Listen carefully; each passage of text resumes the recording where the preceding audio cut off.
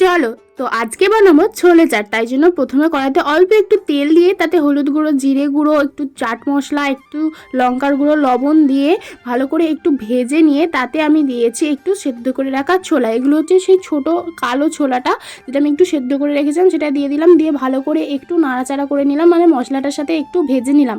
এরপর ভেজে আমি তুলে রাখবো। এরপর এখানে আমি নিয়েছি শশা কুচি, পেঁয়াজ কুচি, লঙ্কা কুচি আর অল্প একটু পাতিলেবুর রস আর হ্যাঁ টমেটো কুচি। এবার এগুলোর সাথে আমি ভালো করে ছোলাটাকে দিয়ে মিশিয়ে দেবো। তো অল্প অল্প করে আমি সব কিছু দিয়ে দিলাম এখানে, আর দিয়েছি একটু বিট লবণ। ব্যাস, আমার ছোলে চাট একদম রেডি। তো তোমরা চাইলে এখানে লেবুটা স্কিপ করেও যেতে পারো, কিন্তু আমি যেহেতু একটু টক খেতে পছন্দ করি তাই আমি লেবু রসটা বেশি করে পরিমাণে দিয়েছিলাম যাতে একটু টক টক খেতে হয়। তো দেখো ছোলে চাট আমার তো একদম রেডি। আর ভিডিওটা কেমন লাগলো অবশ্যই জানিও। ভিডিওটা যদি ভালো লেগে থাকে অবশ্যই চ্যানেলটাকে সাবস্ক্রাইব করে দিও। তোমরা অবশ্যই বাড়িতে একবার এভাবে বানিয়ে খেয়ে দেখো, আশা করছি ভালো লাগবে।